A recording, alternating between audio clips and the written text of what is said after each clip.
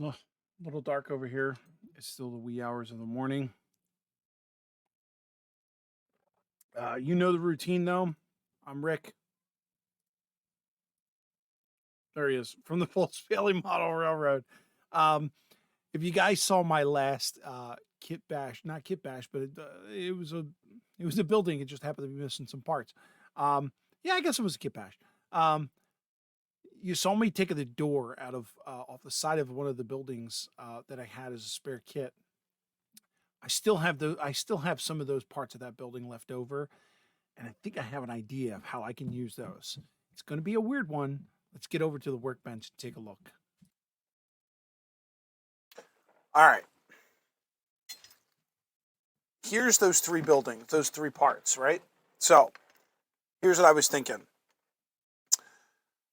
This building here's got 4 windows, and this one's got just about the same amount of space.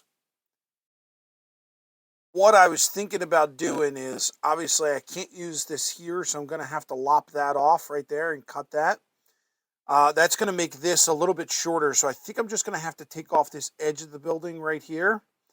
And once I get that off, I'm going to have 2 pieces that are the exact identical sides. They're going to be the same. So then I'm going to take those and I'm going to glue those in here like this. And then I'm going to have to find a way to get some extra styrene and just make a fourth wall. So I'm going to get to that, and I'm going to put it together. I'll put it together before I paint it. It's going to be a real small building, so it shouldn't be that hard. Okay, made some progress. Went through hell, but made some progress. Let's jump over to the bench. All right, so here's that little building, and it's not square, but who says that it has to be? I ran into some trouble because none of the angles of the sides were exactly square. The way this building went together on the courthouse, the middle section kind of went on a diagonal. So there were cuts in here where this piece was a diagonal piece, yet this piece was square.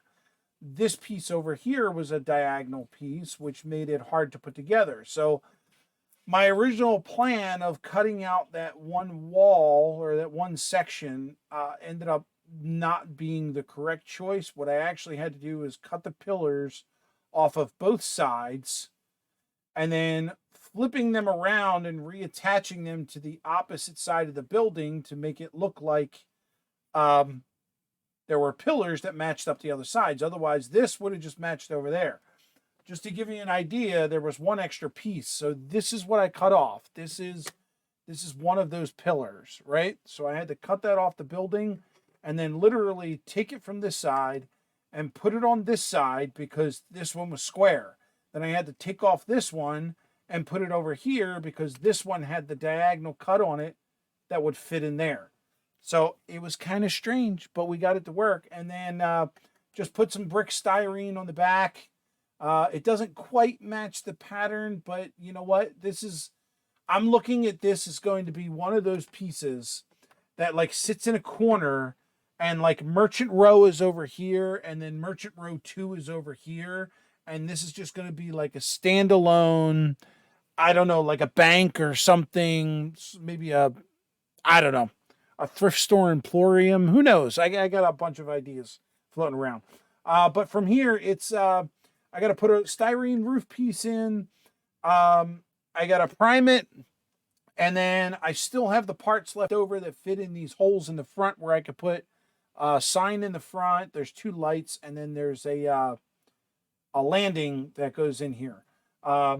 Yeah, so let's get it primed. I haven't thought of colors yet, so I can't share that with you. But yeah, let me get that far. We'll go to the next step. Let's see what happens. Be back soon. All right, Rail Riders, got some progress done. Finally figured out my colors. I'm going to pop up here my inspiration photo that I found. You're looking at a house here. It's got this brown color to it. I like the bricks. I'm going back to the colored bricks that are a pain in the butt to paint. But when I saw this color combination, I immediately thought this is exactly what the old time buildings here in Center City, Philadelphia look like. And if I applied them to this smaller building, I think I'll get that old world feel. And that's kind of what I like about the shape of this building and the way it is, because you see a lot of these kind of buildings downtown. So let's flip over to the overhead camera here and we'll see what that looks like.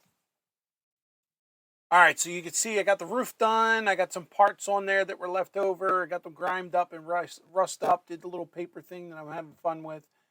Here are those bricks. You can see I've got the tri-color there. I also got the window shades in, and those blinds that you see there are they came printed on the plastic sheet, so they were just glued in place. So I didn't do anything with the back because I figured this thing's going to sit far in the back, and probably no one will see it anyway. So I just left that with the bare color. What I did notice though when I was painting these, each one of these colors has like its own finish on it, and having them just on the building themselves kind of it threw it off. Like when you looked at the building, or at least my perception when I looked at the building, I saw 3 different colors because they all stood out individually. So what I did is I took some, I don't have it with me. I took some chalk powder and I brushed some white chalk powder on the building, and then I used a wet paintbrush and just brushed over that, and it kind of gave it like this almost like a cloudy finish to it. But what it did more importantly is it made everything one tone. So it's like one building. Hard to see it on camera, but it's definitely visible on the model itself. Now, after I got done painting it, I was kind of wondering, like, what was I going to make this building? What was it going to be?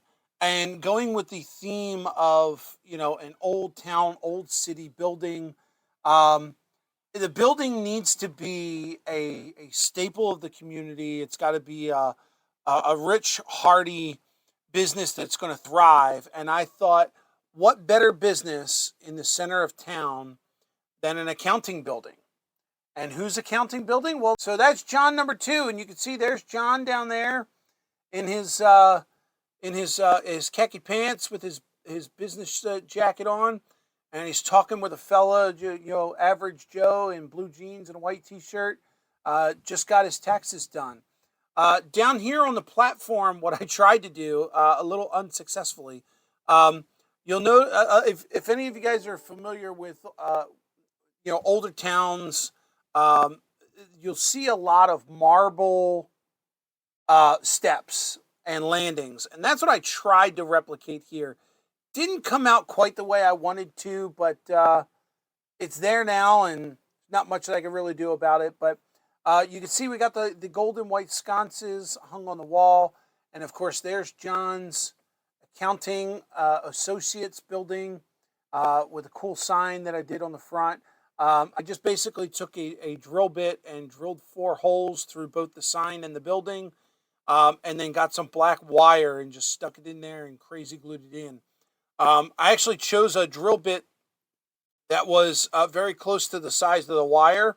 So the wires are glued to the sign, but they're not glued to the building. So if I ever needed to, or, John ever wanted his name removed off of this, I can pull the sign off and put another sign on. But yeah, we're gonna call this one done. This is the John Mckernan Tax Associates, Accounting Associates building. It's the latest addition to the Fultz Bailey Railroad. Of course, now we got Rick's Cafe, and we've got John's Accounting Place. I'm pretty sure you can keep your eye out for the next couple builds. You might see some familiar names. So thanks, guys. Thanks for hanging in there, watching this build with me. I had fun with this one. It was an oddity. I'm going to flash a picture up here of the original courthouse, the second building that I built, and then this building, just to show you these were the parts that were left over that that we were able to get 2 extra buildings out of one kit. So yeah, again, hope you enjoyed it, and I'll see you on the next one. Roll the outro. So there it is, Rail Riders.